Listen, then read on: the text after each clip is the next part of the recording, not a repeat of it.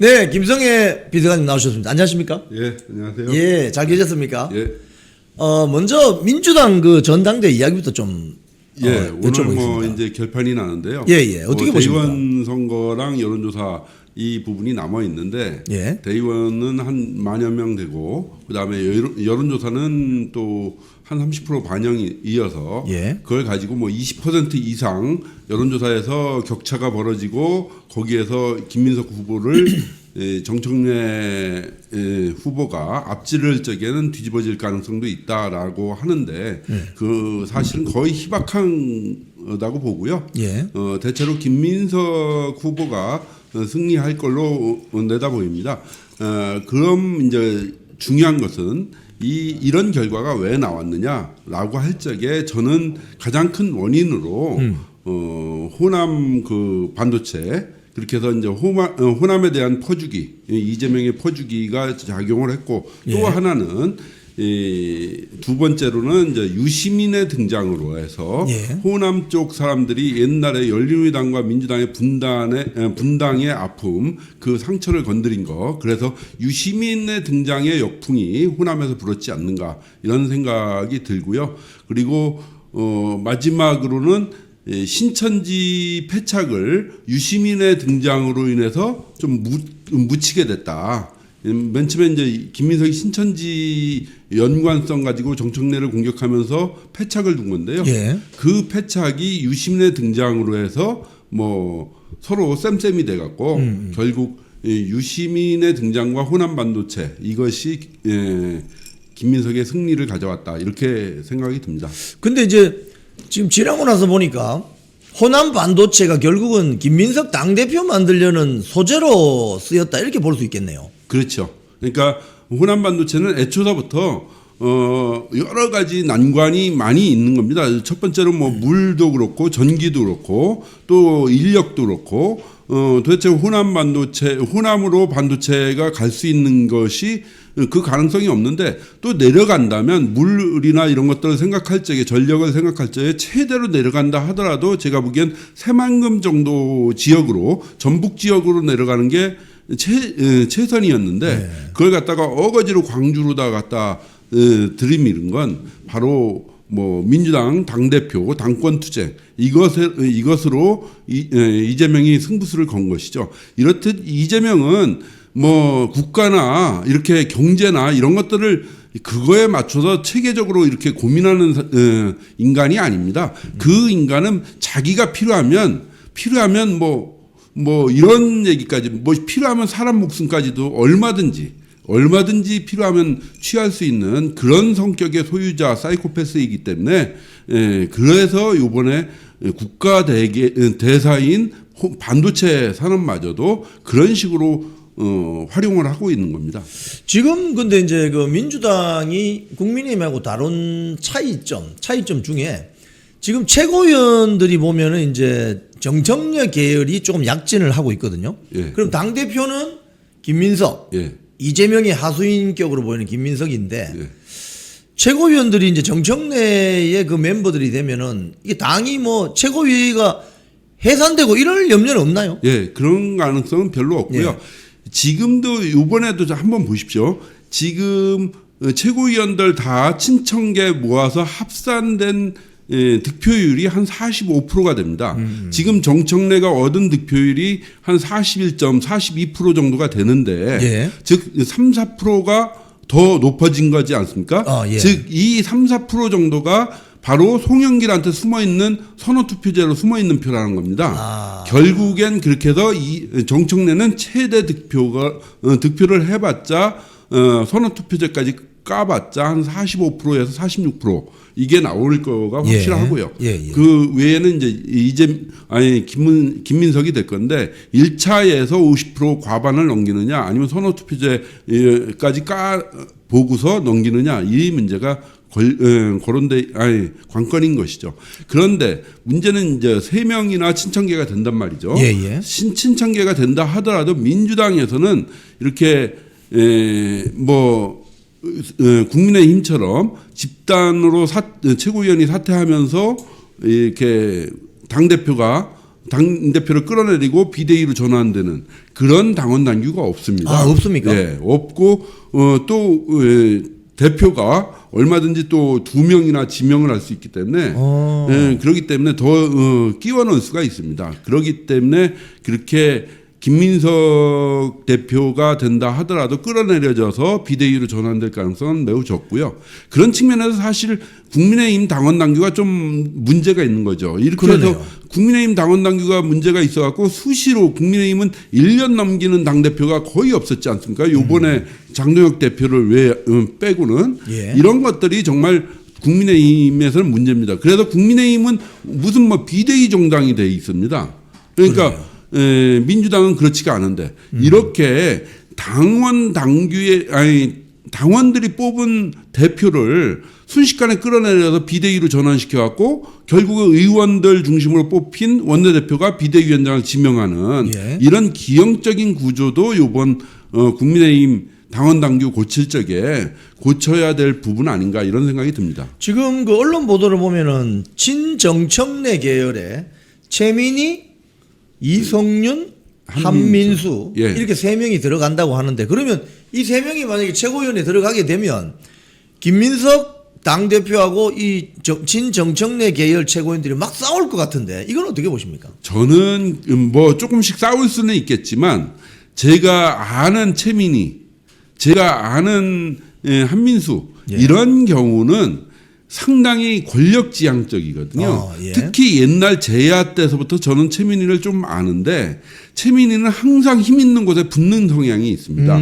요번에 친청계로 붙는 거는 그가 정청래, 친문 이런 쪽이 힘이 있어 보이니까 상황 판단의 오류 때문에 그렇게 간 것이지 예. 결코 그렇게 뭐 정의로운 인간이 아닙니다. 예. 그렇기 때문에 상당히 그 속에서 이제 김민석 당대표 속에서 이 줄타기를 시작하겠죠. 예. 눈치 보고 한마디로 주간 주청 야석 이렇게 되겠죠. 주청 야석. 예.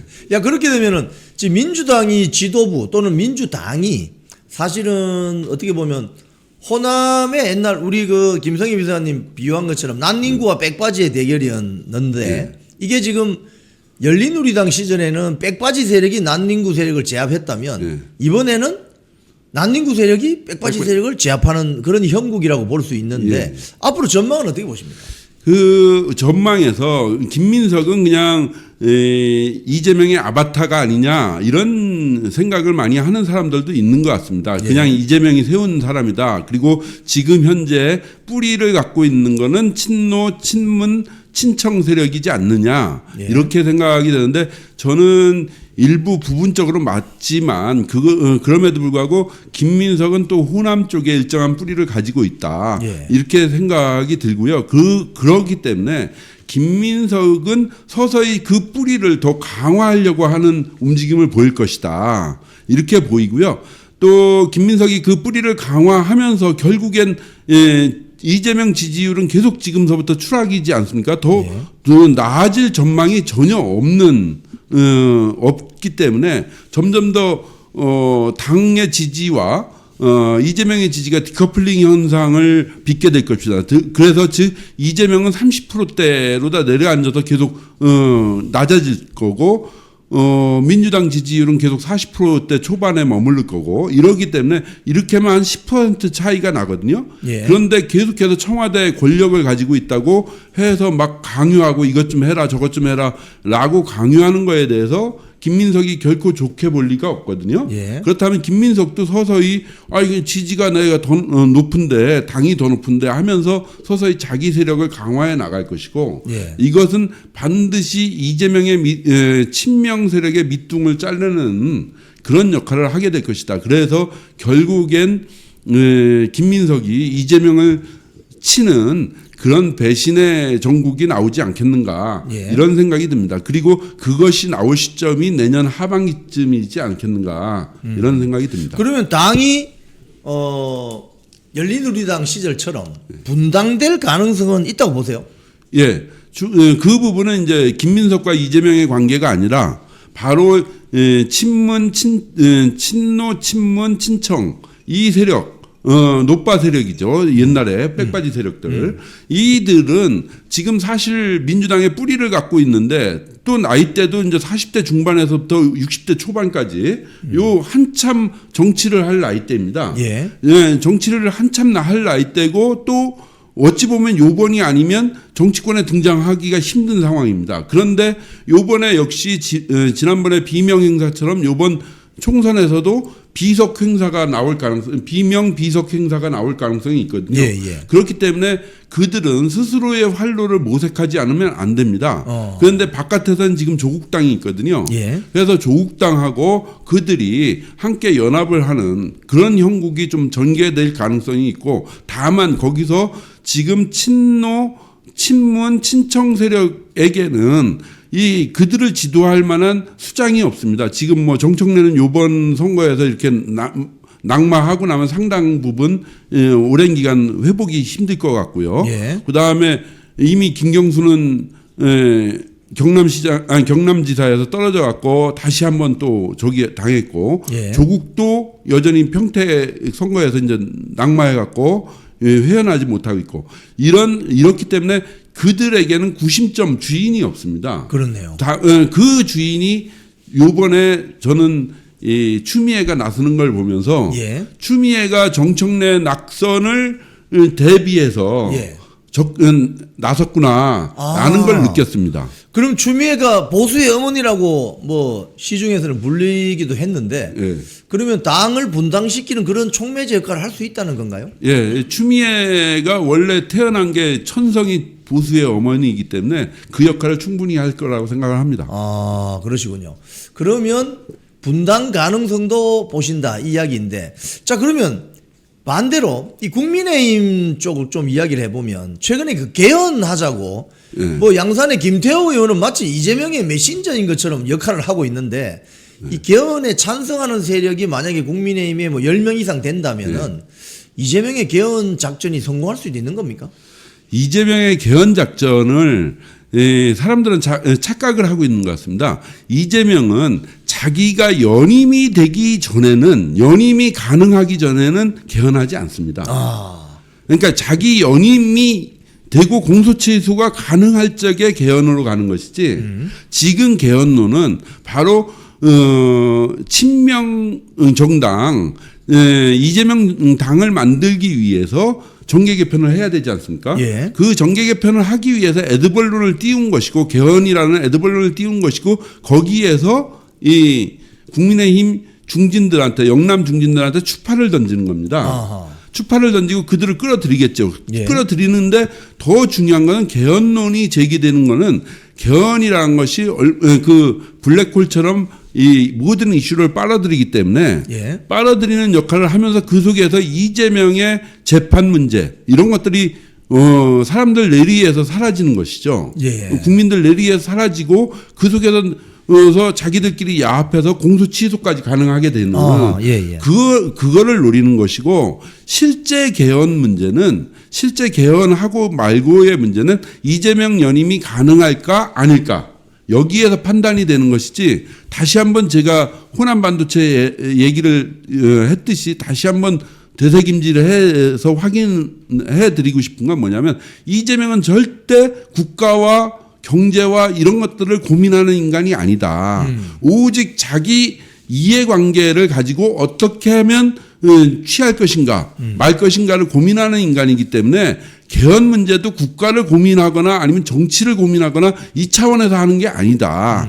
그냥 개헌을 던지고 자기 이익으로 해서 정계 개편하고 공소 취소하고 그렇게 해서 범죄 혐의 벗어나서 감옥 안 가고, 이게 목적인 것이다. 그리고 그 다음에 뭐 연임이 가능할 때 개헌을 하는 것이지, 그런 차원에서 이해를 해야 되는데, 사실 지금 국민의힘의 김태호 의원이라든지 저런, 이렇게 만약에 연임이 아니면 안 될 경우엔 개헌의 논의에 참여해야 된다, 이런 멍청한 소리를 하고 있는 겁니다. 제가 보기에 김태호 의원이 워낙 좀 머리가 좀 안 돌아가는 사람인데, 계속 그런 헛짓을 하는 것을 보면서 참 어이가 없습니다.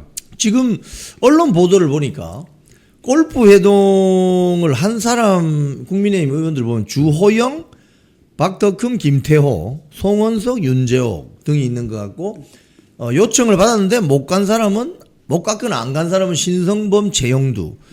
지금 보면은 장동혁 지도부에 대해서 아주 적극적인 지지를 하는 사람은 그리 많지 않은 것 같은데 이게 어떤 경향이 있다고 보십니까? 저는 거기에서 이재명의 개헌론 꼼수에 이렇게 자기 위치가 불안전한 사람들이 이렇게 따라가는 경우도 있고요. 또 하나는 혹시나 해갖고 가는 경우가 있다고 생각을 합니다. 그런데 실제적으로 이 국민의힘에서 나가는 사람들 보면 있잖아요. 대부분 관료 출신의 그냥 편안한 안방 이 영남에서 국회의원을 해먹으면서 예. 사실상 사실상 정치적 술수나 이런 것들이 형편없는 사람들입니다. 전략이나 예. 이런 것들이. 예. 그런데 이재명과 저쪽 민주당은 요번 김민석도 보고 볼 적에 저쪽은 정말 들판에서 달고 다른 이리떼들이거든요. 그렇죠. 그렇기 때문에 함부로 집 밖으로 이제 야 너 나와 여기 고기 있어 하고 집게들을 갖다가 이제 푸들들을 끌어내는 거거든요. 나가면 바로 이리떼한테 먹히게 돼 있습니다. 그럴 정도로 이들은 너무나 순진하고 어리석은 사람들이라는 생각이 듭니다. 그렇기 때문에 그러니까 맨날 이렇게 대통령을 갖다 국민이 뽑은 대통령을 2번이나 탄핵하면서도 그냥 자기 자리나 지키려고 하고 예. 그런 파렴치한 모습을 보이는 것이죠. 자, 그 8월 15일 광복절 날 올공에 나왔던 국회의원들 20명 제가 명단을 한번 빨리 보여드릴 테니까 한번 보시고 어떤 특징이 있는지 어떤 또 효과가 있는지 한번 봐주시기 바랍니다. 첫 번째, 네. 자, 장동혁 당대표, 박대출 사선 진주의원, 박성민 재선의 울산, 구자근 재선의 구미, 그 다음 박준태 비례대표, 이 비서실장이죠. 신동욱 서울 서초구 을, 박준건 비례의원, 정의용 사무총장입니다. 다음 서천호 경남 사천 남해하동 김민전 비례대표, 이진숙 대구 달성군 김장겸 비례대표, 주진우 부산 해운대갑. 주진우 의원은 그 당대표 옆에 있지 않고 따로 이 별도로 부스를 만들어서 뭐 서명받았다고 해요. 조배숙 비례대표, 강명구 경북 구미시 을, 김대식 부산 사상구, 조승환 여의도 연구소장이죠. 연구원장, 부산 중영도구, 윤용근 충남 고유부여 청량, 이인선 대구 수성구 최보윤 비례대표. 자, 20명인데 이 명단 보시면은 내려주세요. 이 명단 보시면 좀 분석을 좀 해주십시오. 한 세 부류로 분석이 가능할 것 같습니다. 세 부류. 예, 하나는 이제 장동혁 대표와 가까운 사람들. 예. 그 다음에 장동혁 대표 쪽으로 원래 약간 친윤 성향으로 있다가 이제 장동혁 신주류를 형성하려고 하는 사람들. 이런 사람들이 있고 또 다른 한 사람은 상당히 기회주의적으로 어떻게든 장동혁 대표가 계속 갈 것 같으니까 예. 계속 갈 것 같으니까 저기에 붙는 것이 좋겠다라고 판단하는 사람들 이렇게 세 부류가 있는 것 같은데요. 예.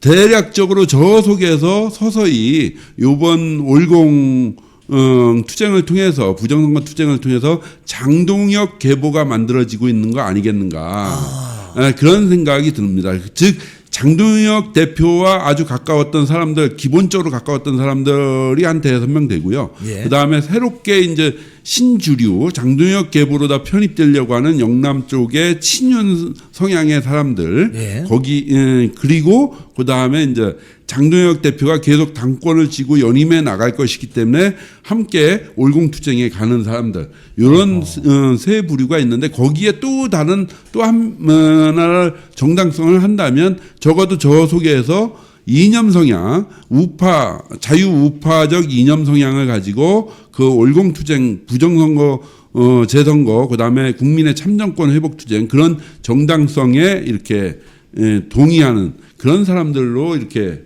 포장을 할 수가 있을 것 같습니다. 예, 그럼 처음부터 이 장동혁 당대표와 좀 이렇게 밀접한 네트워크가 되는 분들은 또 누구인지, 그리고 신주류로 이렇게 부상하는 사람들은 누구인지, 그거 조금만 설명 좀 더 해주시죠. 예, 뭐 약간 구분하기가 좀 그런데 어쨌든 저기서 예를 들면 뭐 정의용 사무총장이라든지 예. 박충건 대변이라든지 예. 아니면 박준태 비서실장이라든지 이런 최보영 대변인이라든지 이런 사람들 이제 그리고 조승환 여연 원장이라든지 예, 그리고 서천호 전략기획부총장 이런 경우는 기본적으로 이제 장동혁 대표한테서 당직을 받았던 사람들이지 않습니까? 그 당직을 받았고 또 열심히 또 장동혁 대표 주변에서 장동혁 대표를 챙겨왔고 예. 그렇기 때문에 그런 사람들은 전통적으로 이제 장동혁 사람들이다 이렇게 평가를 내려질 수가 있고요. 그 외에 요번에 새롭게 등장한 박성민 의원이나 구자근 의원 같은 경우에 예. 영남에 전통적으로 그분들은 이제 원래 윤석열 대통령하고 가까웠던 그 언더 찐윤이라고 했던 사람들 아니겠습니까? 예. 그런 사람들이 요번에 이제 새롭게 장동혁 대표의 신주류로 함께 가고자 하는 모습을 보이는 것이다. 예. 이런 생각이 들고 그리고 지속적으로 지방선거 끝나면서 같이 해왔던 사람이 이제 박대출 의원인데 예. 박대출 의원도 이렇게 신주류로 이렇게 편입이 되는 것 같고 그 외에 뭐 구체적으로 얘기하긴 좀 그런데 뭐 다양한 사람들이 또 왔는데 그 속에서는 이제 공천을 원하는 사람들 뭐 네. 또는 어느 지역구를 원하는 사람들 이런 사람들이 좀 있고 그 외에 또 뭐 이진숙 의원 같은 경우엔 원래부터 좀 강성 의원이지 않습니까? 강성 의원이고 그래서 어찌 보면 부정선거, 재선거, 그 다음에 국민 참정권 그런 부분에서 확고한 신념을 갖고 있는 신념파들 예. 이런 경우가 있다고 봅니다. 그 특히 그 어제 그 현장 사진들을 이렇게 찍힌 걸 자세히 관찰해 보면 울산의 박성민 의원하고 경북 구미의 구자근 의원 같은 이제 말씀하신 언더 찐윤 이런 분들이 좀 보이기 시작했는데 이분들이 이렇게 가세하면은 영남 지역의 찐윤 세력 또는 수도권 지역의 찐윤 세력이 좀 가세할 가능성은 있어 보이십니까? 예, 저는 그렇게 봅니다. 앞으로 진짜 영남 지역의 정치적 폭풍이 몰아닥칠 거라고 생각이 드는데요. 왜 그러냐면 이재명의 개헌론과 이런 걸 에드벌론을 띄우면서 정계 개편의 핵심 포인트가 결국 영남 쪽을 겨냥하고 있습니다. 그렇겠죠. 그 영남 쪽을 겨냥하고 있고 또 확고하게 윤석열 대통령과 또는 국민의힘 이쪽에 충성을 보이고 있는 그런 사람들이 있고 그 두 쪽이 상당히 격돌을 하게 될 것 같습니다. 그리고 부산 쪽에 이제 친한계 부분인데 지금 한동훈이 저번에도 제가 올공에서도 얘기했듯이 한동훈과 오세훈은 제가 그런 양치기 개들이라고 그러지 않았습니까? 예를 들면 이재명과 김민석이라고는 1위 늑대의 입장에서 몇몇 의원들을 데리고 자기 계보를 데리고 지키면서 이리저리 왔다 갔다 자기 이름값 하려고 하는 그런 사람들이 바로 오세훈, 한동훈이지 않습니까? 예. 그들이 늑대의 입장에서 보면 그들은 보더콜리 양치기 개들인 겁니다. 지금까지는 그 양치기 개들이 내부 분탕을 쳤기 때문에 좀 봐줬지만 이제 앞으로는 정계 개편의 걸림돌이거든요. 그렇죠. 가라고 치고 이 성가신 존재들이거든요. 그렇기 때문에 그 지금 한동훈에 대한 수사, 오세훈에 대한 재판, 그 다음에 유승민, 유담에 대한 수사 이런 부분이 그리고 이준석에 대한 수사 이런 부분이 진전이 되고 있는 겁니다. 지금까지는 봐주고 있었던 것이죠. 따라서 이런 양치기 개들에 대해서 지금부터는 이재명이 결코 봐주지 않을 거다. 그런데 이제 또 거기에 지금 한동훈 납작 엎드려서 눈치만 보고 있지 않습니까? 그렇게 또 열심히 또 이재명한테 추파를 던지는 그런 것들이 어느 정도 작용을 하거나 이런 것들을 한번 세밀하게 점검을 해봐야 될 것 같습니다. 자, 그러면은 그 지금 경찰이 사실은 한동훈 가족이 연관된 것을 의혹받고 있는 단계 수사를 강제 수사로 전환을 해서 서버 관리 업체를 압색했거든요. 뭐 이런 것들은 한동훈에게 상당히 그 위압감을 주는 그런 어떤 일련의 행태가 아닐까요? 그렇죠. 그러니까 조금 전에도 얘기했듯이 그거는 이제 한동훈에 대한 이용 가치가 거의 없어졌다. 라는 것이고 그리고 그런 한동훈 같은 양치기 보더콜리는 그다지 이제 필요치 않다라는 것이고요. 또 하나는 이 경찰의 입장에서 경찰이 이제 검찰로부터 수사권을 완전히 뺏어왔는데 예. 그 뺏어온 것에 대해서 성과를 뭔가 내야 되거든요. 예. 그렇기 때문에 경찰들도 이 한동훈이라는 거물을 잡아서 제대로 족쳐서 수사를 하면서 자기 성과를 보여야 될 필요가 있고요. 예. 그런 측면에서 제가 보기엔 한동훈에 대한 단계 수사는 본격화될 것이다. 다만 이제 지금 한동훈이 납작 엎드려서 결코 이재명의 신기를 건드리지 않으려고 애쓰고 있거든요. 예. 이제 되도록이면 지금 언론도 잘 안 나오고 있지 않습니까? 그렇죠. 그렇네요. 예. 그 측면을 보면서 한동훈이 열심히 이제 이재명한테 아부를 할 텐데 과연 그것이 어느 정도 먹힐까라는 거를 좀 봐야 될 것 같습니다. 아, 그렇군요.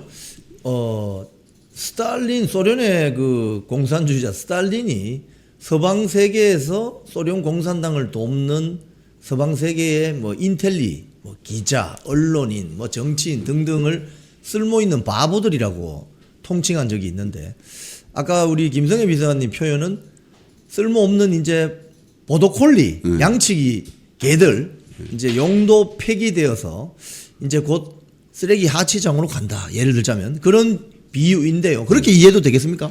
예, 이제 그들에게 정계 개편을 하는 그들에게 자기 정치를 하는 한동훈과 오세훈과 이런 유승민과 이런 존재들은 이제 필요치 않습니다.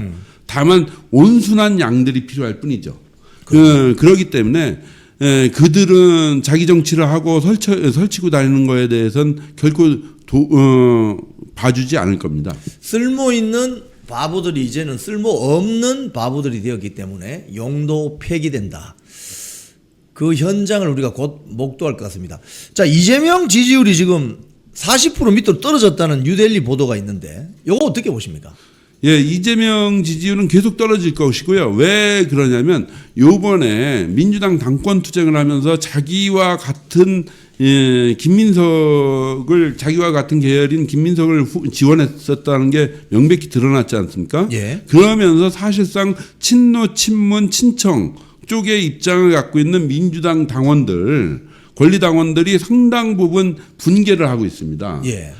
지금 거의 50대 50으로 싸웠는데 50대 50으로 싸우다 보니까 더 치열하게 싸우고 예. 그들이 결국 친노, 친문, 친청 세력이 이게 나중에 분당으로까지 치달을 가능성이 있기 때문에 아하. 그들의 지지층이 결국 빠져나가는 거라고 보거든요. 예. 그렇기 때문에 지금은 아직은 오늘 끝나지 않았기 때문에 오늘까지는 이재명을 지지를 유지하고 있겠지만 예. 그들이 이제 본격적으로 빠져나가는 시점이 옵니다. 오게 되면 한 5%에서 10% 정도가 빠져나가게 되면 예. 결국 30% 초반으로 머무르지 않을까. 예. 가뜩이나 이제 주식 문제라든지 부동산 문제라든지 일을 잘못 처리하면서 빠지는 부분에 덧붙여서 예. 이제 저기 김어준 말대로 핵심 코어 지지층이 빠지기 시작하기 때문에 본격적으로 더 추락해 나가는. 예. 그래서 결국 30%대 초반이나 20%대 말 이때 가면서 거의 뭐 탄핵 얘기가 일반적으로 솟구쳐 나오는 그런 상황으로 치닫게 되고 그렇게 되게 되면 김민석의 입장에서는 이재명을 계속 같이 끌고 가는 게 부담스럽습니다. 그렇죠. 그렇기 때문에 내년 4월달 보궐선거, 서울시장 보궐선거라든지 이런 거에 선거가 결과가 어떻게 나오는가에 따라서 만약에 민주당이 패배하고 하게 되면은 본격적으로 그때서부터는 김민석이 뭐 하반기 가서 반기를 드는 게 아니라 보궐선거 지나면서 반기를 들게 될 것이다. 아하. 이런 생각이 듭니다. 자, 이거 대통령 지지율이 거의 30%대로 이렇게 내려앉기 시작하면 탄핵 이야기도 나올 수 있고 뭐 하야 이야기도 나올 수 있고 지난번 8.15 광복절 올공데이 집회 갔더니 하야하라 뭐 이런 구호 외치시는 분들도 많이 봤는데 그 가능성은 어떻게 보십니까? 그러니까 제가 보기에 그 시점이 내년 4월 보궐선거, 서울시장 보궐선거요. 아하. 그거에서 민주당이 패배하게 되면은 예. 패배하게 되면 본격적으로 이재명 탄핵 얘기가 나오기 시작할 것 같습니다. 그리고 그거가 되면서 민주당도 사실상 이재명과 손절하려고 하는 그런 분위기가 만들어질 것이고요. 예. 그래서 어찌 보면 내년 4월에 서울시장 보궐선거와 내년 4월 보궐선거가 대단히 중요하고 아하. 그래서 이것이 이재명 끌어내려지는 것이 4월에 패배하게 되면 좀 더 당겨지는 것이고요. 예, 예. 한 3, 4개월 당겨지는 것이고 예. 안 그래도 결국엔 내년 하반기 특히 여름 지나면서는 예, 예. 본격적으로 이재명 하야와 재판 재개 예. 이 얘기가 나올 것이다. 이런 얘기입니다. 좋습니다. 오늘 김성애 비서관님 모시고 정치 현안에 대해서 전망, 분석, 해설 들어봤습니다. 우리 마지막으로 시청자님께 한 말씀 부탁드리겠습니다. 예, 어저께 올공에 저도 갔었지만 정말로 장동혁 대표가 혼자서 이렇게 60일간에 혼자 그 부정선거 재선거 이 이슈를 가지고 붙들고 이렇게 헤쳐나왔던 그 과정에서 정말 장동혁 대표의 불굴의 의지라고 생각이 들고요. 또 거기에 올공의 시민혁명이 결국엔 지금 우리 대한민국이 민주공화국 그리고 대한민국이 민주공화국으로서 가야 될 거 바로 국민 참정권을 지키고 그 속에서 선진국으로 가야 되는 그런 거에서 정말 올공 시민혁명이라고 저는 이름 붙일 수가 있을 것 같습니다. 그리고 전체적으로 보면 올공에 어저께 왔었던 것도 재난 문자 그런 것들 벌칙에 한 20만이 훌쩍 넘고 심지어는 뭐 연인원으로 따져보면 한 40만 이상이 된 것 같은데요. 이 사람들의 이 국민들의 의지가 결국엔 이재명 정권을 무너뜨리고 반드시 이 대한민국을 자유 대한민국을 지켜내 나가는 힘이 될 것이라고 생각합니다. 다시 한번 서로 화이팅 하시고 힘을 나눴으면 좋겠습니다. 네, 시청자 여러분, 우리 김성애 비서관님 분석 잘 들으셨죠? 아주 해박한 이 전국 진단 아주 감사한 말씀 잘 들었습니다. 오늘 출연해 주셔서 고맙습니다. 예, 고맙습니다. 예, 오늘 대체 공휴일입니다만 저희들 방송 정상적으로 진행했습니다. 끝까지 시청해 주신 여러분께 감사드립니다. 올공데이는 성공적인 행사였고 그 주인공은 바로 이 방송 보시는 국민 모두 여러분이 되겠습니다. 자, 저는 다음 방송에서 뵙겠습니다. 끝까지 시청해 주신 여러분께 감사드립니다. 고맙습니다.